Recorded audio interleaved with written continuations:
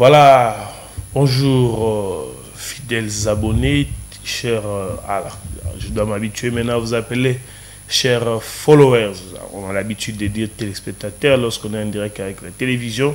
On doit s'habituer à vous appeler ainsi. Je réitère encore mes remerciements à ce que vous cessez de nous témoigner comme amour, comme affection, comme soutien. Vous cessez de nous montrer combien vous nous portez à cœur, combien vous soutenez ce que nous faisons. Vous avez été nombreux à nous laisser vos messages. Je ne cesserai de vous remercier de tout mon cœur. Je vous dis, et toute l'équipe technique, j'allais dire, de notre chaîne, ne cesserai de vous remercier énormément pour tout ce que vous faites. Nous avons reçu des appels. Des gens qui veulent savoir pourquoi nous travaillons dans des conditions difficiles et qui veulent vraiment nous apporter leur soutien. J'ai dit merci beaucoup déjà, merci beaucoup. Merci aussi à ceux qui nous ont bel et bien donné des conseils, à ceux qui nous ont fait des recommandations, à ceux qui nous ont suggéré une nouvelle façon de faire. Je pense notamment à des confrères aussi qui ont eu l'occasion d'échanger, les aînés aussi qui ont eu l'occasion d'en dire plus. Particulièrement, je dis merci beaucoup à Eli Mondonga, c'est un confrère avec qui on a beaucoup échangé, qui porte aussi cette œuvre à cœur. À lui, je dis très merci. Voilà. Très rapidement, vous savez, l'actualité abonde dans tous les sens. Nous avons pris l'habitude, certes, nous ne sommes pas là pour vous dire ce que vous devez faire. Nous sommes là pour vous faire voir tous les contours de l'actualité politique et permettre ainsi à vous-même, étant qu'individu, étant qu'intellectuel, scientifique ou politique qui peuvent nous suivre, de voir les choses autrement. Vous savez, par moment, lorsqu'on est limité à voir que tout autour ou bien ce que toi tu as l'habitude de faire, on a l'impression que tout va bien, tout est en rose. Ici, dans notre tranche les détails, où nous avons l'habitude d'analyser l'actualité, on ne va pas trop se focaliser sur les individus. On prendra les faits de manière générale, on va l'exposer et puis aller avec dans tous les sens pour vous permettre de voir un peu plus clair. Certes, les gens nous ont appelés l'autre fois pour nous dire qu'on a tolobeli likambo ya maman Marie, mais tolobeli yango vraiment comme singela kité. Singeli boye ba été. Tozaki na moi douleur mingi, moi personnellement, je suis très inquiet de la façon dont les politiques aujourd'hui dans notre pays se donnent au populisme. Et que les biso moi mingi, que ça soit c'est de l'opposition, que ça soit c'est de la majorité, je parle des politiciens de façon assez générale. Tout le monde s'accroche tellement au buzz, tout le monde. À telle enceinte qu'on est prêt même à soutenir, à ovationner, à applaudir ceux qui profèrent des insultes publiquement. Ça veut dire mais au nom de la politique, au nom de la récupération politique, on est prêt à les soutenir publiquement, à saper même son honneur étant politique, mais à soutenir celui qui insulte matin, midi, soir. On pensait que c'était tout simplement du côté de la majorité, mais on se rend compte qu'aujourd'hui, même l'opposition qui a fait rêver la population, lui aussi se livre dans les spectacles pareils. C'est désolant. C'est très désolant. En dehors du fait que maman soit plus âgée, en dehors du fait que maman ne devait pas subir, ne devait pas être brutalisée, que sais-je encore, qu'est-ce qu'on peut encore ajouter?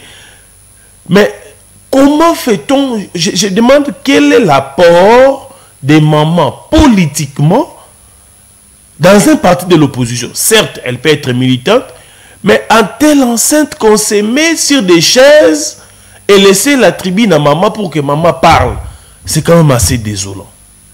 C'est quand même assez désolant. Je me demande encore si les écoles de partis existaient. On se pose la question. Si réellement elles existent, qu'est-ce qu'ils font ces écoles-là? Qu'est-ce qu'elles font, les écoles de partis? Elles font quoi? Est-ce qu'elles enseignent l'idéologie du parti? Est-ce qu'on apprend à être leader politique? Est-ce qu'on apprend aux militants comment être un homme politique? Est-ce qu'on apprend aux militants comment on peut nourrir les ambitions politiques? Comment un politique doit se comporter? Comment communiquer en politique? Je doute fort que ces écoles-là existent encore. Je pense qu'aujourd'hui, lorsqu'on crée un parti politique, on s'en fout de l'idéologie même de son parti politique. Il suffit qu'on se tape un nom, on se tape de l'argent pour aller légaliser son parti. Et puis, paf, on commence à exercer en République démocratique du Congo. Et ce qui fait qu'aujourd'hui, lorsque les leaders politiques accèdent au pouvoir, ils ont du mal à comprendre la gestion de la res publica. Pour eux, les ambitions sont telles que nous sommes en train de souffrir, nous faisons l'opposition, ou sinon nous venons de créer notre parti politique, nous souffrons, et qu'il faudrait se battre à tout prix pour avoir les pouvoirs, afin de renflouer nos poches, parce qu'on en a dépensé assez lorsqu'on n'était pas au pouvoir. Par manque d'idéologie, les militants, ou sinon les cadres, ceux qui sont appelés à gérer des mains, ceux qui vont pour conquérir le pouvoir, se mettent en tête les idées pareilles. C'est la raison pour laquelle, très touché, c'était vraiment regrettable qu'on n'a pas eu vraiment le temps, vous allez nous en excuser, on n'a pas eu le temps d'entrer vraiment en profondeur pour parler de la question. Nous estimons que c'est vraiment trop bas, certes, maman a proféré les insultes, nous condamnons. La procédure de l'arrestation a été très cavalière, nous les dénonçons aussi. Mais après, nous trouvons très déplacé les récupérations politiques qui se font matin, midi, soir. Nous trouvons que c'est très déplacé.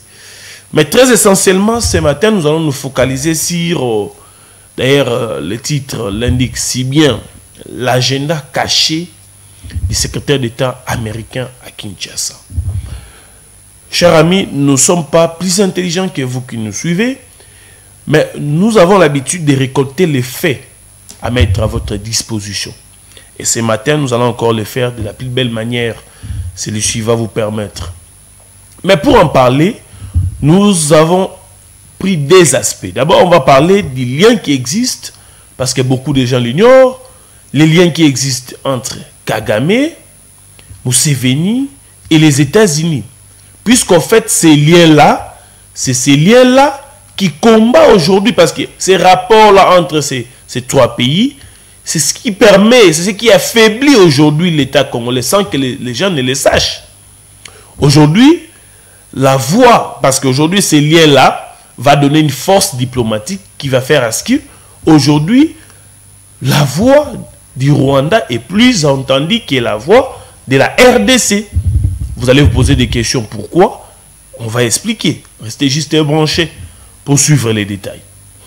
Aujourd'hui, la RDC ne se contente que des intentions, mais le Rwanda continue à régner dans la partie Est. Parce que le gouvernement et les faits nous ont démontré à suffisance que les Rwandais soutenaient les M23. Mais après, c'est bien beau d'avoir les éléments à charge du Rwanda, mais il faudra aussi militer pour les sanctions. Et les sanctions tardent à arriver. Nous allons en parler dans ces numéros des détails de ce matin. Chers amis, nous pouvons vous rappeler la petite histoire, certes vous le connaissez, en parlant du lien qui existe entre Kagame et Museveni et les États-Unis. Retenez déjà d'entrée de jeu que Kagame est un produit américain. Peut-être qu'on ne vous le dira jamais. C'est un produit purement américain. Pour la petite histoire, déjà en 1979, alors que à cette époque, Kagame n'avait que 22 ans.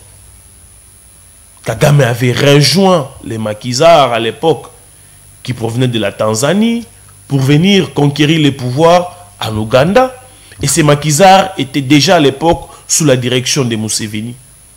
À l'époque, chef des troupes. Ils ont créé une armée qu'on appelait Armée nationale de résistance. À l'époque, Museveni dirigeait cette armée. ils essayaient de voir comment marcher sur l'Ouganda et récupérer le pouvoir. À l'époque, Kagame était déjà l'un des pions de Museveni, parce que sous la direction de Museveni, il était l'un des pions. Il se battait comment faire pour conquérir l'Ouganda. Certes, un Rwandais dans des troupes qui vont vers...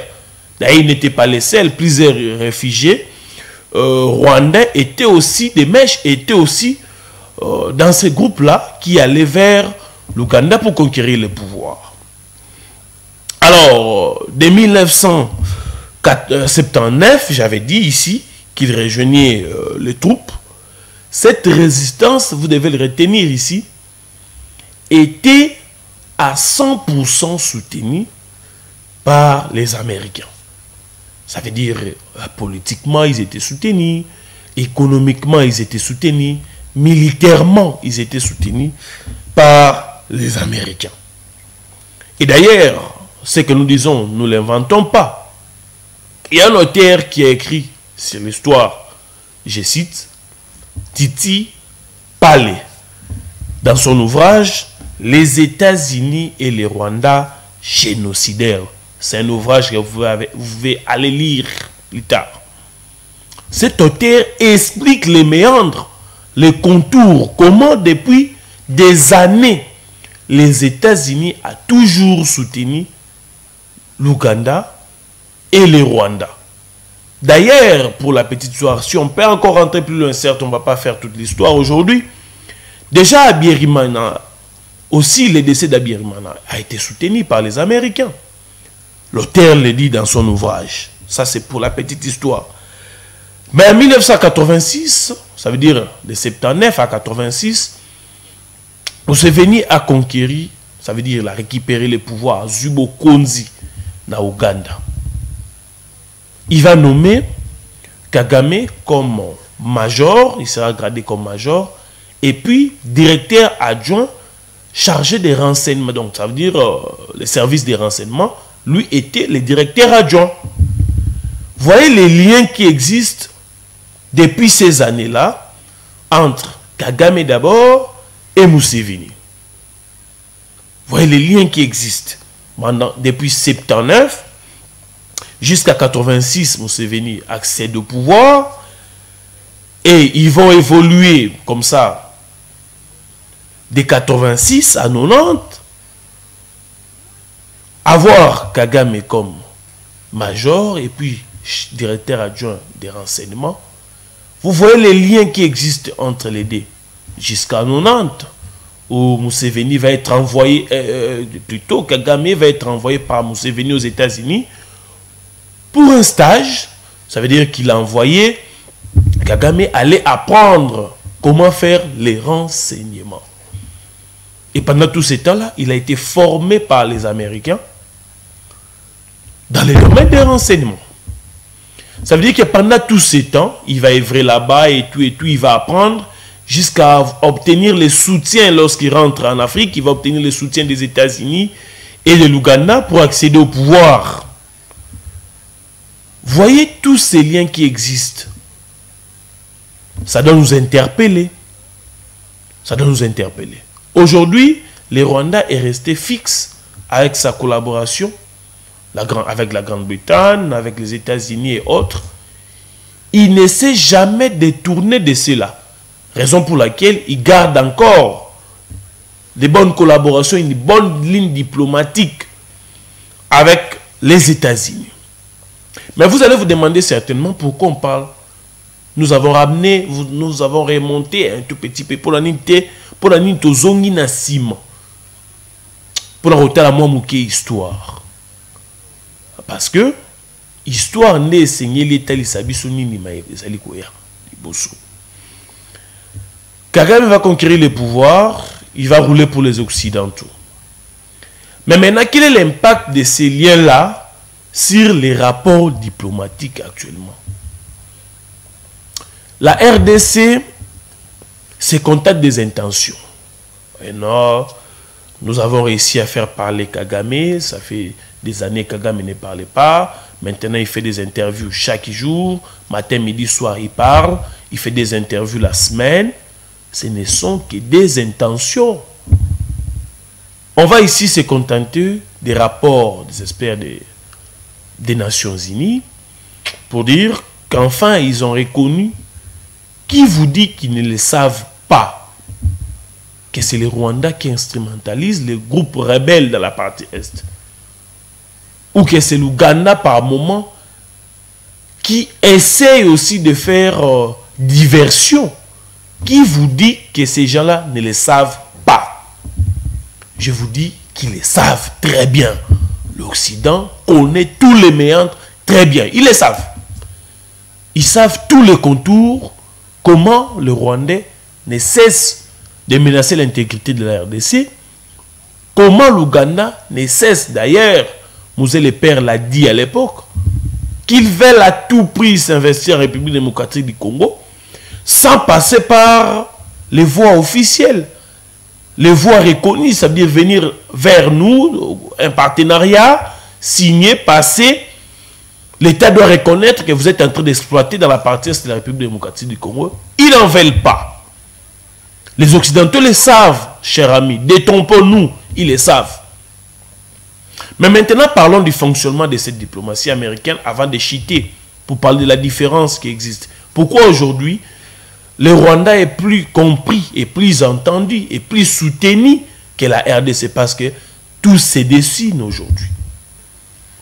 Vous devez retenir que le lobbying, ou sinon la politique américaine, est à 60% dominée par les multinationales. Et ces multinationales-là sont des tireurs de ficelles dans la partie est de la République démocratique du Congo. Et qu'aujourd'hui, peu importe le clivage, que vous soyez des démocrates, ou vous soyez de la gauche, de la droite, aux États-Unis, même dans la Chambre des représentants, il y a toujours une majorité qui roule pour les multinationales. Et que si aujourd'hui la RDC va faire entendre sa raison, et que les multinationales, pour leurs intérêts dans la partie est de la République démocratique du Congo, vont continuer dans ces rythmes-là, il serait difficile, peu importe le passage du secrétaire d'État américain en RDC, il serait très difficile d'obtenir des sanctions pour le Rwanda. Très difficile. Très difficile, nous le disons. Mais qu'est-ce qui va se passer? Il y a possibilité d'aller faire un lobbying dans un autre sens. Parce qu'aujourd'hui, il faut le dire, le secrétaire d'État américain arrive à Kinshasa dans un contexte où, aujourd'hui, la redistribution des cartes se fait en Afrique.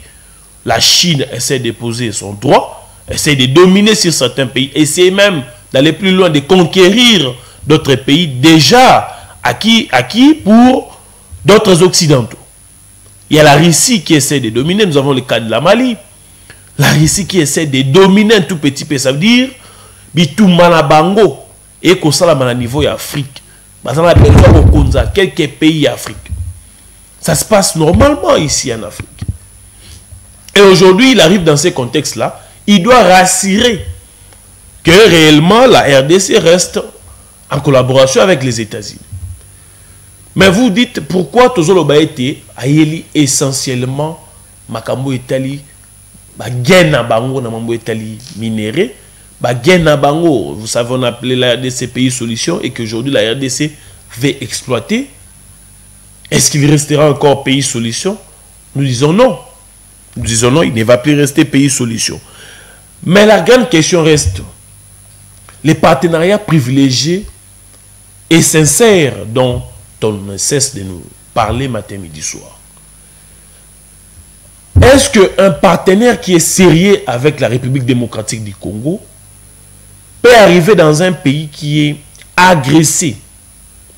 Et d'ailleurs, il en a les preuves. Il ne va s'intéresser qu'à des questions qui vont dans le sens où les États-Unis est bénéficiaire. Il parle des élections. Nous savons aujourd'hui, peut-être vous demandez comment les élections.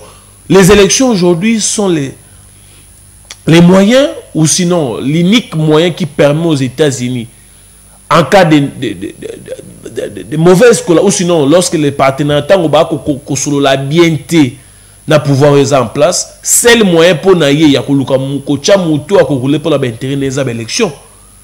Si aujourd'hui les relations ne sont pas bonnes entre les États-Unis Et le gouvernement en place, certes, on ne va pas l'accepter, on ne va pas le dire, mais selon les informations qui sont à notre possession, qui seront à disgrâce.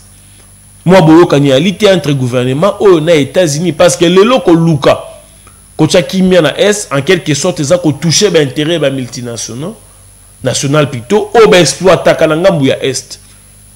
Parce que les locaux qui touché Kimia, ils sont obligés à exploiter les sous illégalement.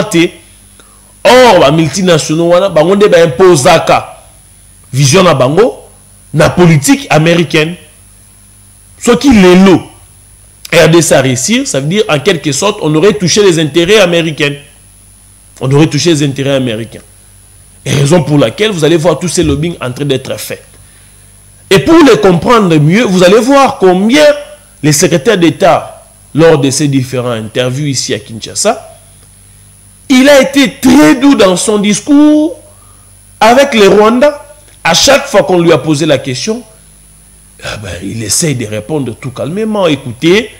Et d'ailleurs, il boycotte la possibilité de valoriser l'interlocuteur qui est la République démocratique du Congo. Il va dire carrément, non, écoutez, nous soutenons les pourparlers qui ont commencé au Kenya, en Angola, et d'ailleurs, nous suivons de près les pourparlers, autres, tout ça. La solution doit être diplomatique.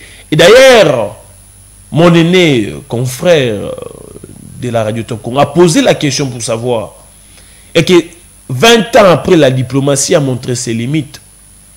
Si aujourd'hui ça ne marche pas, allez-vous soutenir aujourd'hui, donner les armes à la République démocratique du Congo pour enfin être à mesure de se défendre? Ben non, écoutez, nous encourageons, je vais en parler avec le président Kagame. Je vous dis, tout ça doit nous interpeller. Parce qu'aujourd'hui, pour parler de ces partis-là, pour faire preuve, pour la relaxation, il y a solo partenariat sérieux. Les États-Unis pouvaient arriver aujourd'hui en République démocratique du Congo pour soutenir évidemment la République démocratique du Congo, à bouter hors état de nuire les ennemis. En lieu et place de venir parler des élections sans pourtant sécuriser les recoins de la République démocratique du Congo.